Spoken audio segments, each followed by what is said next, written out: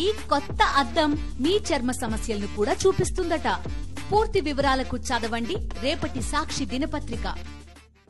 వెంకటరెడ్డి గారు, ఈరోజు 3.5 లక్షల మంది ప్రజలపైన ఎఫెక్ట్ అయినటువంటి ఫ్లడ్స్కి ఒక డ్రోను, 7 బోట్లు, 6 శిబిరాలు, పొక్లైనర్లో చంద్రబాబు పర్యటన, బోట్ షికారు అయిపోయిందా? సహాయక చర్యలు కూడా అంటే ఆల్రెడీ నిర్లక్ష్యంతోనే 28వ తేదీన అలర్ట్ వస్తే పట్టించుకోకపోవడం వల్ల జరిగినటువంటి విపత్తు స్థాయి ఒకటి, ఈరోజు సహాయక చర్యలు కొనసాగుతున్నటువంటి తీరు ఒకటి, ఏం చెప్తారు?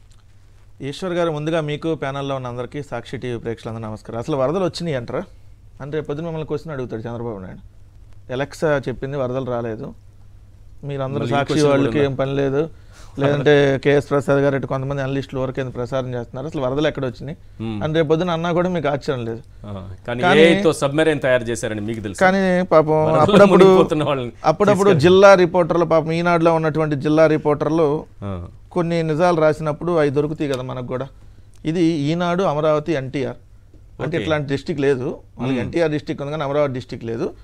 ఈనాడు అమరావతి ఎన్టీఆర్ కదిపితే కన్నీటి వరదే, బెజవాడలో 2.76 లక్షల మంది విలవిల, బెజవాడలో 2.7 ఈరోజు జిల్లా పత్రిక సార్ 2.76 లక్షల మంది విలవిల కనపడింది కదా సార్.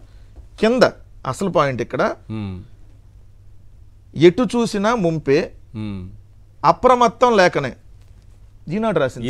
ఈనాడు జిల్లా రాదు ఎందుకంటే జిల్లాలో దాంట్లో బుడమేరు వరద ప్రభావం నగరంపై పడుతుందని అధికారులకు ముందే తెలిసినా అప్రమత్తం కాలేదు, కాలనీల ప్రజలను సురక్షిత ప్రాంతాలకు పంపలేదు, నేడు వారిని రక్షించే ప్రయత్నాలు ఆశాజనకంగా లేవు.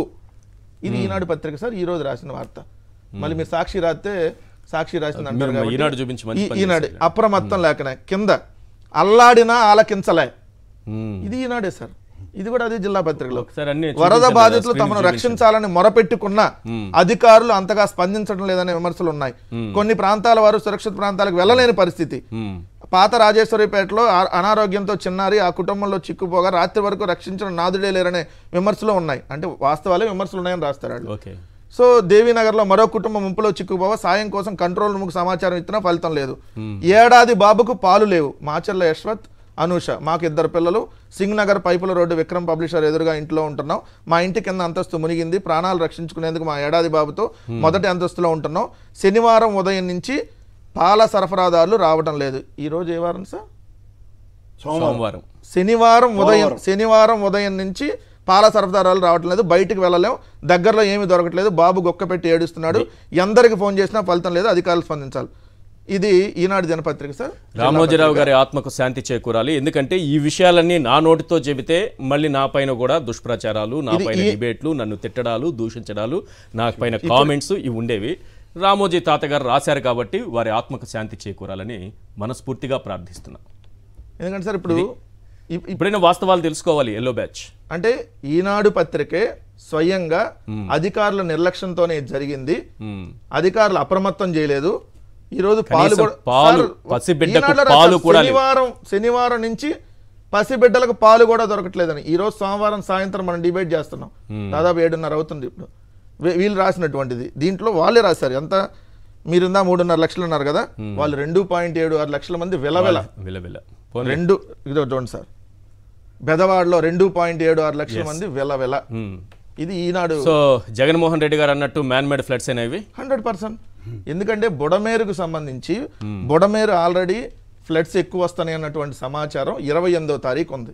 ఈ రోజు సెప్టెంబర్ 2, ఆగస్టు 28వ తారీఖునే వాతావరణ శాఖ హెచ్చరించినప్పుడు దానికి ఆల్రెడీ అక్కడ ముందు అప్రమత్తం చేయాలి. నిజంగా అక్కడైనా గండ్లు పడేటటువంటి ప్రాంతాలు ఉంటే ఏం చేయాలి, ఆ చెరువులకు ఆ కట్టల దగ్గర ఏం చేయాలి, మనం దాంట్లో ఇసుక బస్తాలన్నీ వేసి దాన్ని పటిష్టంగా ఉంచాలి, తెక్కకుండా చర్యలు తీసుకోవాలి.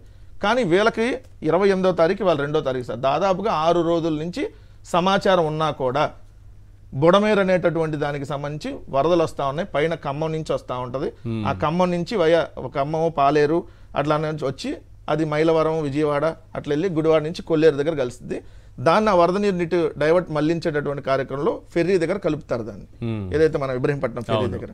సో వీళ్ళు ఏం చేయాలి, ఆ ఫెర్రీ దగ్గర కలిపితే చంద్రబాబు నాయుడు గారి ఇంటికి ఎఫెక్ట్ అయ్యింది కదా, అందుకని చెప్పి అక్కడ స్టోరేజ్ అలానే పెట్టి ఆ స్టోరేజ్ ని ఒక్కసారి ఆ గేట్లు ఎత్తేటప్పటికి సార్ గేట్లు ఎత్తిన సమాచారం 12 గంటల నుంచి 13 గంటల దాకా ప్రజలకు తెలియదు, ఇళ్లలోకి నీళ్ళు వచ్చేదాకా తెలియదు. మొన్న 5:30 సాయంత్రం టప్పుడు ఆ గేట్లు ఎత్తితే నిన్న ఉదయం 5:30 6:30 గంటల వరకు వాళ్ళ ఇళ్లలోకి నీళ్ళు వచ్చేదాకా అసలు ఈ గేట్లు ఎత్తారన్న సమాచారం లేదు. అదే అంతకుముందు గడిచిన ప్రభుత్వంలో జగన్మోహన్ రెడ్డి గారు ఉన్నప్పుడు ఎక్కడన్నా వరదలు వస్తున్నాయి అంటే, బాబు వరదలు వస్తున్నాయి, మీరు ముందు ఇక్కడ ఉన్నటువంటి మీ పశువుల్ని మేకల్ని అదేవిధంగా మీకు సంబంధించినటువంటి ఏదైతే విలువైనటువంటి వస్తువుల్ని సురక్షిత ప్రాంతాలకు తరలిస్తానికి బోట్లు పెట్టి వాళ్ళు రానన్నా కూడా, ఎందుకంటే వాళ్ళు కొంతమంది రానన్నా కూడా వాళ్ళని గైడ్ చేసి తీసుకొని వెళ్ళి వాళ్ళందరినీ సురక్షిత ప్రాంతాలకు తరలించి వాళ్ళకి భోజన సదుపాయాలు అందించినటువంటిది గడిచిన ప్రభుత్వంలో. అయితే అర్ధరాత్రి పూట వెళ్ళి షోలు చేస్తా ఈయన వెళ్ళటం వల్ల ఈయన కోసం ఒక 40-30 బోట్లు కావాలి. ఈయన సెక్యూరిటీకి, ఈయనకు సంబంధించిన ఫోటోగ్రాఫర్లు, వీళ్ళకి సంబంధించినటువంటి ఎల్లో మీడియా, వీళ్ళకి సంబంధించినటువంటి నాయకులు, దీనికి ఎవడన్నా చేస్తాడు సార్? నాకు అర్థం కాదు. అదే బోట్లని అదే ప్రజలను తరలించడానికి తీసుకురావాలి కదా. మొన్న మదనపల్లిలో సబ్ కలెక్టర్ కార్యాలయంలో దస్త్రాలు దగ్ధమైతే స్పెషల్ హెలికాప్టర్తో డీజీపీనను సిఐడి చీఫ్ని పంపించావే, మరి ఈరోజు ప్రజల ప్రాణాలు కాపాడటానికి ఎందుకు పంపించావు?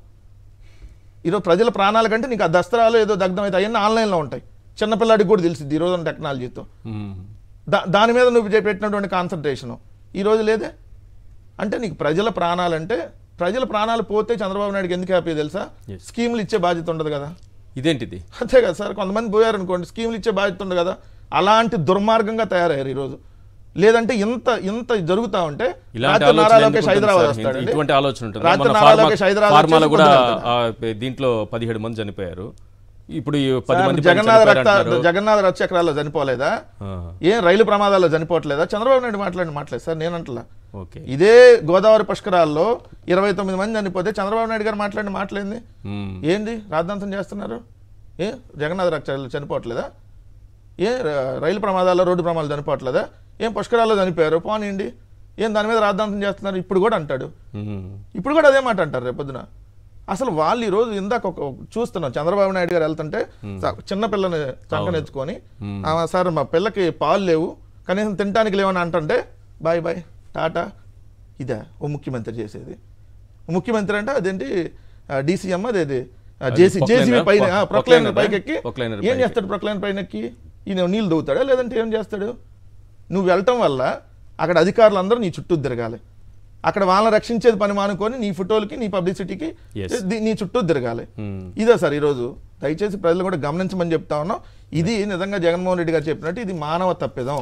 వరదలు వస్తా ఉంటాయి సార్, కానీ ఆ వరదలని ఈరోజు విజయవాడ మునగటానికి కారణం ఈరోజు చంద్రబాబు నాయుడు గారు, వాళ్ళ ప్రభుత్వం, వాళ్ళ కరకట్టలో ఉన్నటువంటి అక్రమ కొంపని కాపాడుకోవడం కోసం చేసినటువంటి కార్యక్రమాలు ఈరోజు కొన్ని వేలాది కుటుంబాలు రోడ్డును పడాల్సి వచ్చినాయి, లక్షలాది మంది ఈరోజు నిరాశ్రయాలు అవ్వాల్సి వచ్చినటువంటి పరిస్థితి ఏర్పడింది.